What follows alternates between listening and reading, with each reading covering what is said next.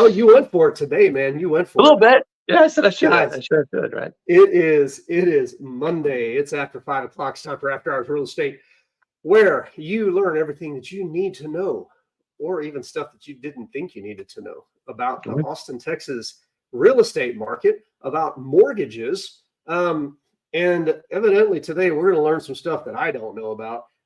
Steve is all fired up. Man, I told you about this a year ago, but introductions first, please. Yeah, Chris Pesek, broker associate at Pesek Properties, guys, here with my buddy Steve Babcock, Motto Mortgage. Yeah, that's what we do on the show is we geek out on economics and real estate and mortgages. You guys act like you're interested, and you tell us in the comments, and we have a conversation as we go through this. And it's after 5, so we also drink adult beverages. I am sticking with the vodka, not straight vodka drinks. Goodnight Loving vodka, my favorite vodka here in anywhere. Actually, it's just produced in Dripping Springs, and we're still holding down Pound Town. Let's go. Heineken, my man, still rocking a Heineken. Oh, cheers. That kind of looks cool. I should just do the show like this the whole time, right? All right. You were talking about a green screen a while ago. Man, I was going to lead off with market data, but let's lead off with your stuff, because if you're going to nerd out, you may as well go all the way, right? Well, it's not that I like being all doom and gloom, but it sure is fun to talk about.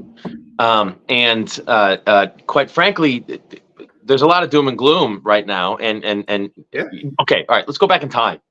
Do you remember a year ago when, God, what are the names of the banks? But there were some banks that were failing about a year ago, and it got pretty bad. And all of a sudden, the Fed stepped in. They made a brand new program. Don't worry, everyone, it's going to be okay. Do you remember me telling you this? We're from the government. We're here to help. Right. Yes, I do remember this now. Okay, well, that was 1 year ago, and that program was due to expire in a year.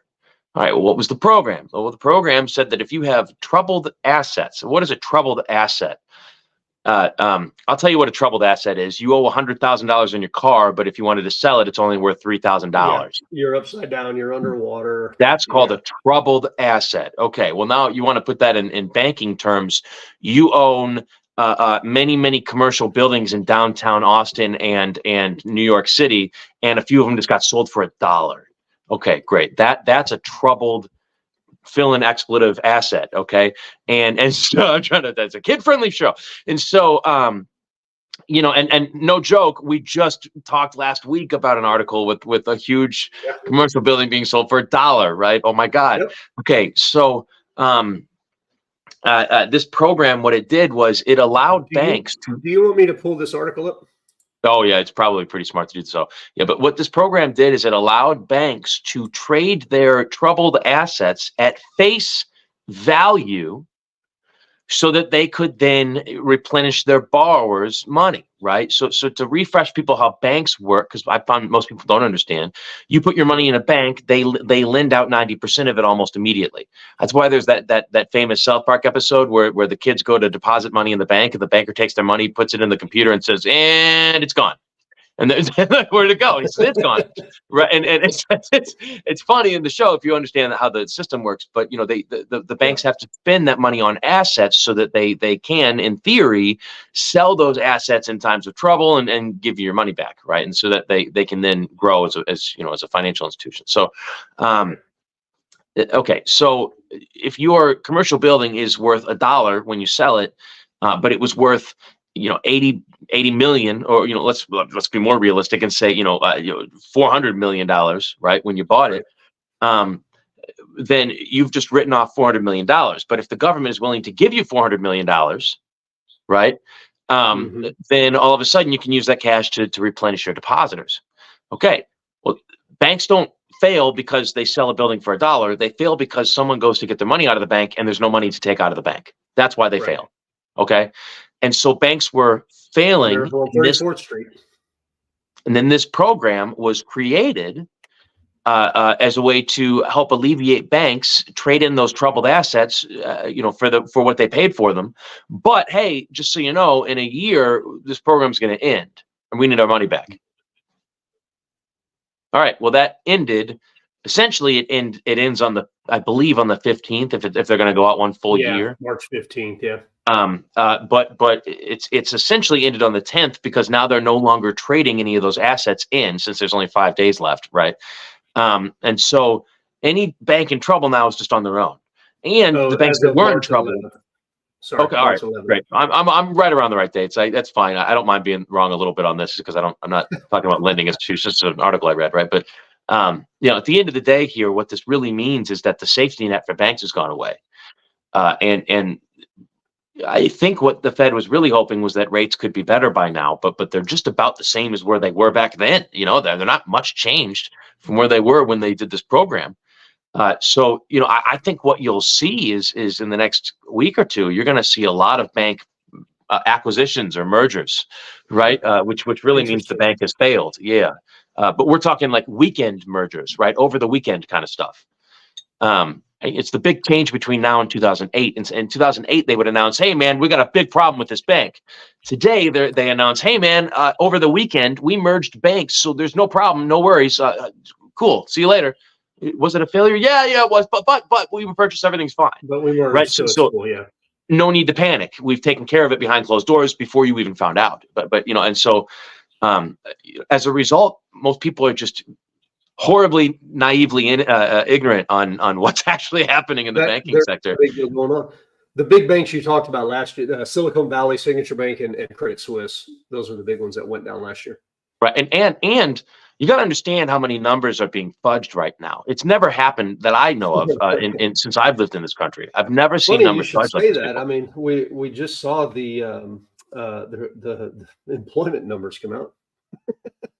And they adjusted last month's numbers by over 100,000 jobs. That's unheard of. By the way, go down to the bottom of this for the writer's opinion and just read it. It'd be a fun thing to read.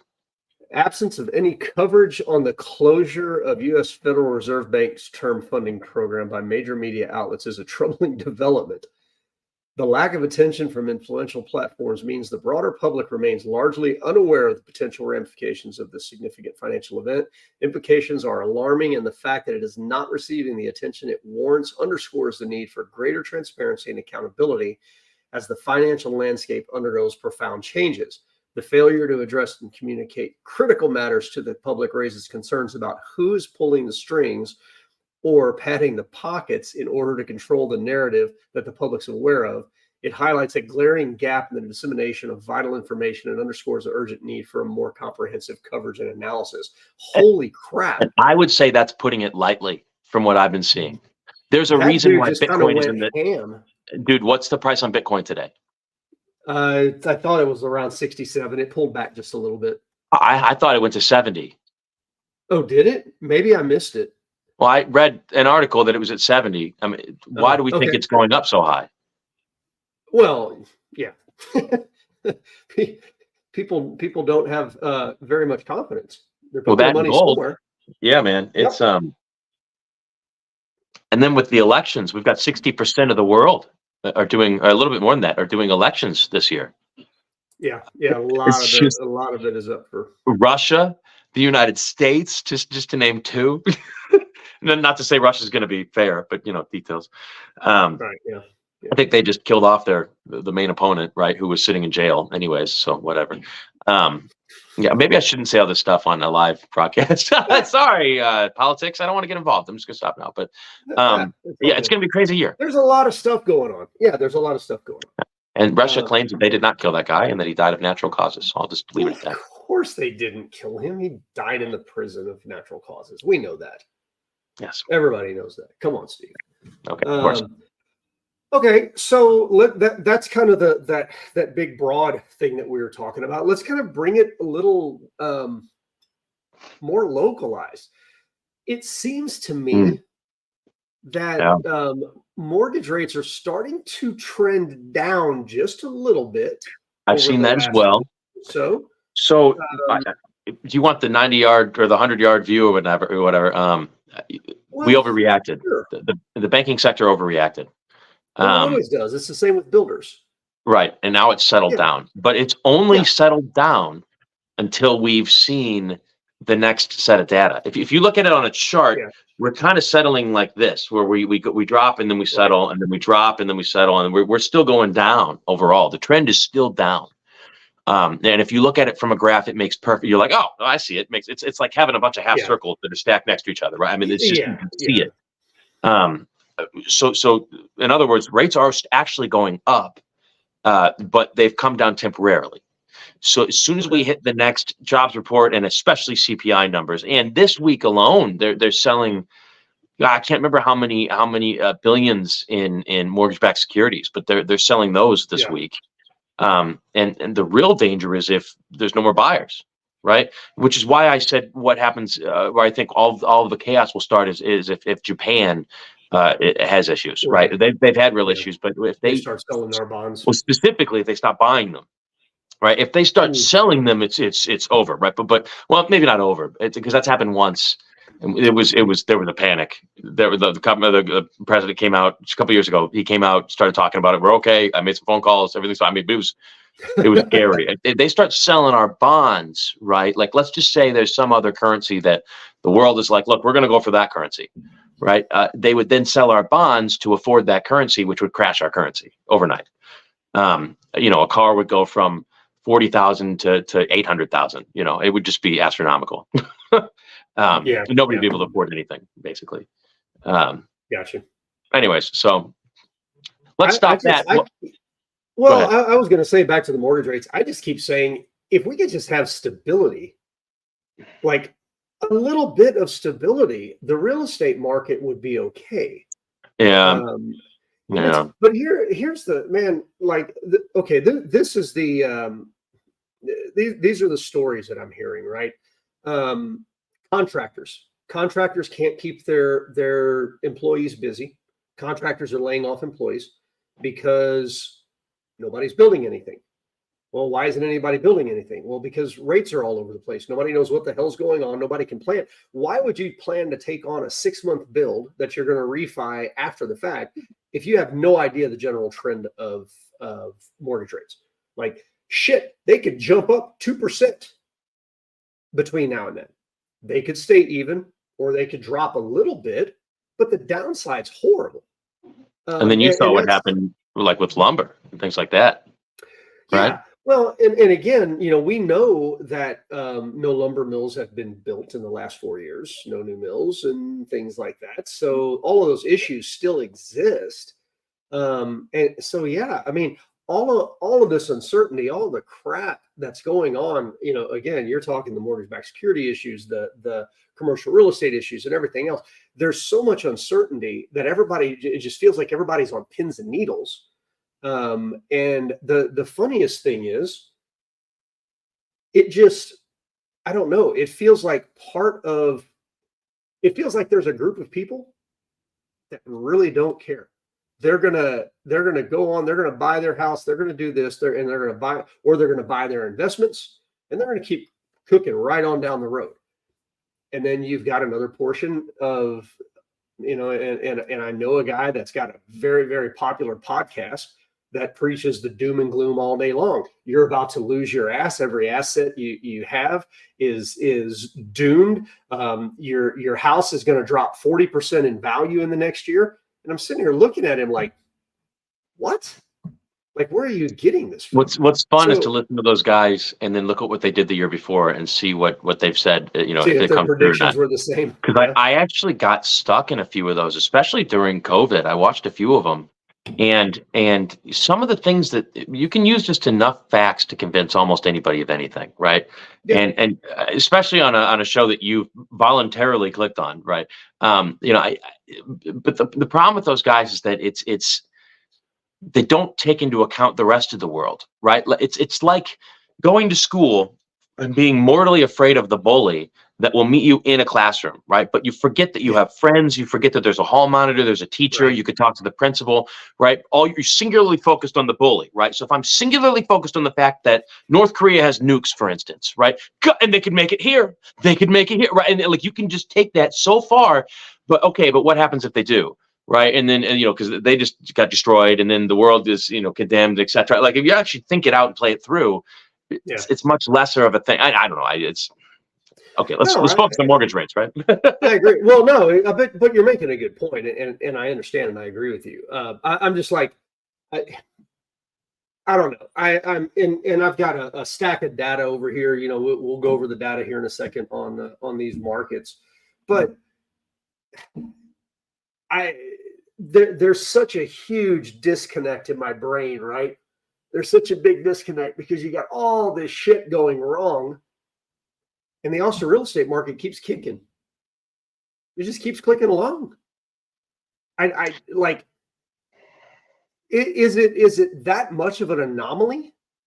Because look, we know how averages work. If they're, if all this stuff is bad in the rest of the country, well, there's a few markets that are doing well, or else it would be worse. And Austin evidently is one of those markets. And we've talked about the reason why. But I mean, I'll let me see. Let's talk about Austin in general. Let me find my correct data here. Oh, share. Here we go.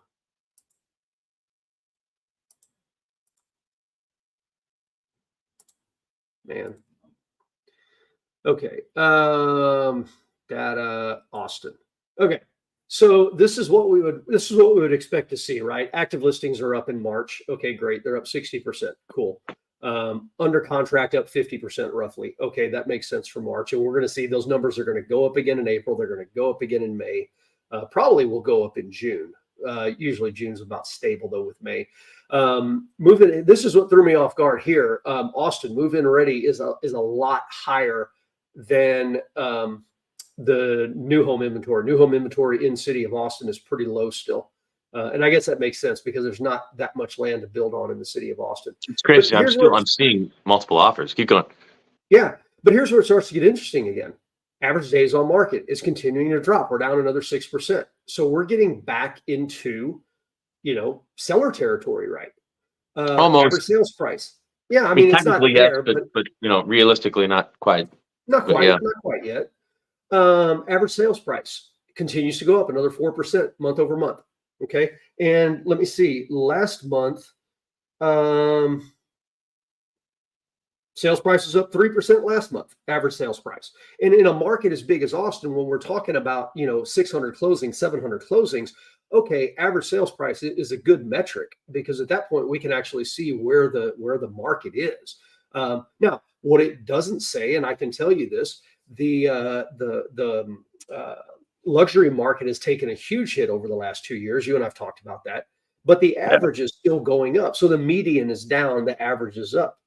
And then closing the last 30 days. Okay, again, we expect to see that. So the market seems to be doing what an average real estate market in Austin does. Like, I don't see any anomalies or anything weird happening here over any other year. I mean, does it look different to you as far as just raw numbers? No, but it still feels different. It does, right? That's weird. We've been doing the show too long. Yeah, maybe. I'm kidding. No, I don't know. It feels. I guess maybe it feels different because the pricing is so different, right? I mean, for some people the price is almost double. What they would pay. So it's just it's outrageous. Yeah, it is.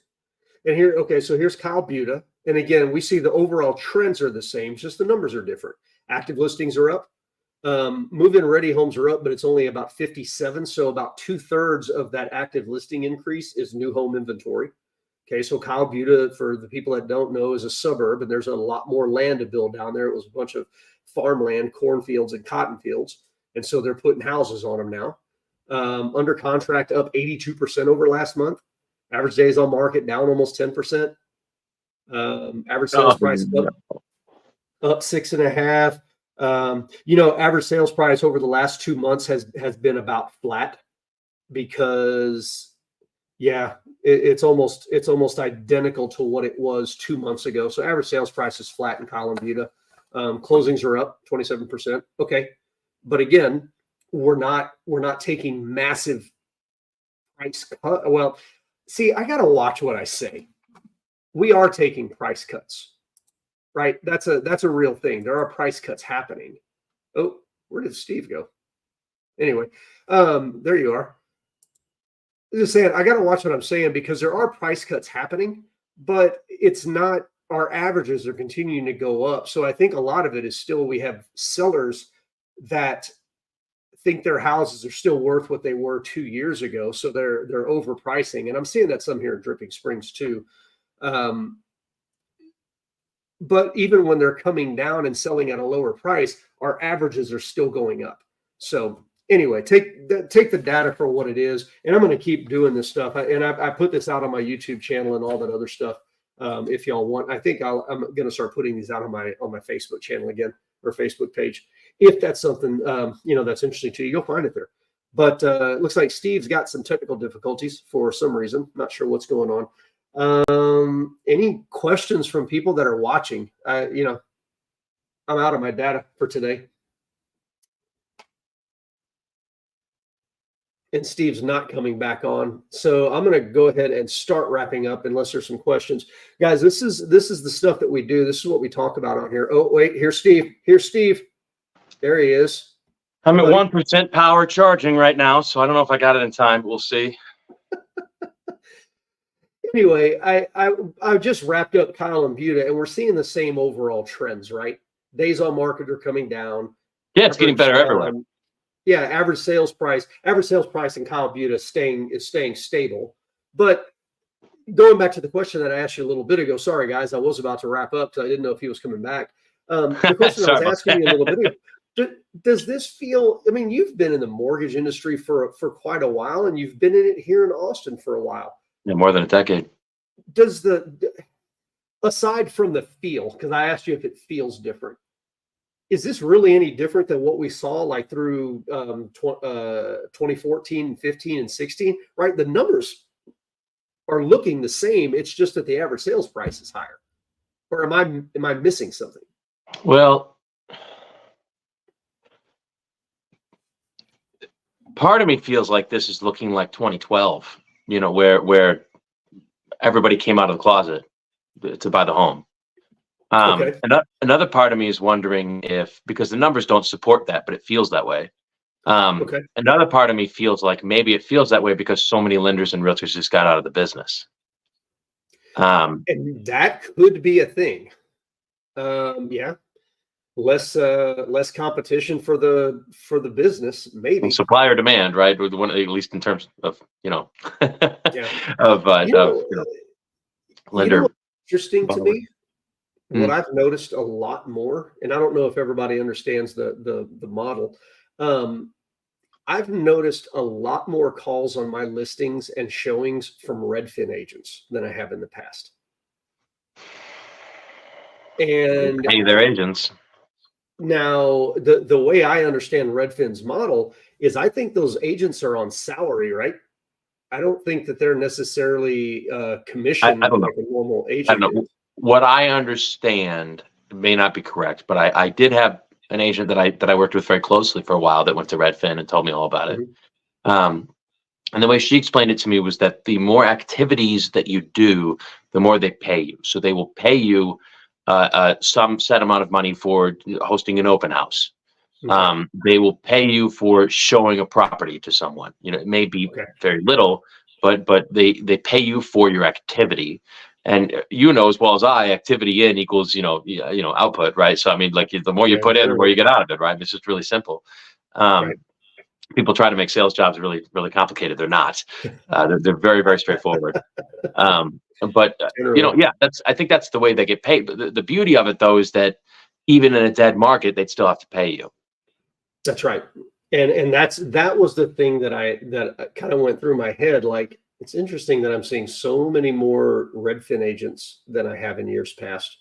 And that kind of goes along with what you were just saying, does it not? I mean, it would make sense. But then how are they able to, I guess we know how they're able to do it because they pay very little, right? I guess that makes sense. I guess. But anyway, interesting times. Let's wrap it up on that, man. Guys, No we worries. do it every week. And if you've got comments after the show, put them in the comment section. We'll answer them. We'll get to them. If you got a question, we'll answer it on the next show. Because that's fun, and audience participation is a good thing. It's way more fun when the audience participates. Totally more fun. It is. You know what? Real quick before you leave, Yep. maybe I can give a bit of information that happened today that helps somebody. Right? Okay. Had somebody calling me going through a divorce. When you're going through a divorce and the judge says you gotta do X, Y, and Z with the house, right? You may not buy a new one before you go through the whole divorce. Number one, it has to be finalized, right? Okay. And in this case, this one particular case, make sure that whatever you're signing is going to be with a lawyer or with yours, right? Or at a title company. I had one call where God, I don't want to get, well, I'm not using any names, right? Where one spouse, well, I guess ex-spouse now, was trying to get the other, it says in the decree that they had to sell the house and split the proceeds, but the one spouse was just trying to get the other to sign the deed, to sign over the warranty deed. Without selling the house and without refinancing it. And he asked me, hey, is that something I should do? And I'm not a lawyer. That is not advice. Anyway, so I kind of explained to him what the warranty deed was. So you should talk to your lawyer, right? Maybe Chris, you can explain that so that I can stay out of trouble here because I'm, I should probably not explain that, but the warranty deed, that's where the ownership of the home lies. That's what's filed with the county, and that's where ownership is. If you sign the deed over to someone, you relinquish control or your ownership part of the house. Right. Yeah. Now, that does not do anything with any promissory notes or mortgages or anything else. In other words, you still owe the debt on the house. Yep. And you have no right to the house. So at least that's the way I see it. I'm not an attorney. Again, I told him to talk to an attorney and then explained what I thought the warranty deed was, in my professional opinion. It's funny how vague we get in these situations, though, because nobody wants to go to jail for giving advice, or lose your license for giving illegal advice. And we've all heard of stories where people do, but like, well, you can watch someone walking into the burning kiln and, you're just like, so you happen to have the thermometer with you, right? You try your hardest not to say you're walking into a fire, Yeah. Man, it's awful. Yeah. Okay, there. Peace out. Now we can head. We can be done now. That's good information to end on. Don't sign your rights away on your deed of trust. Don't do that. Guys, we will see you next week.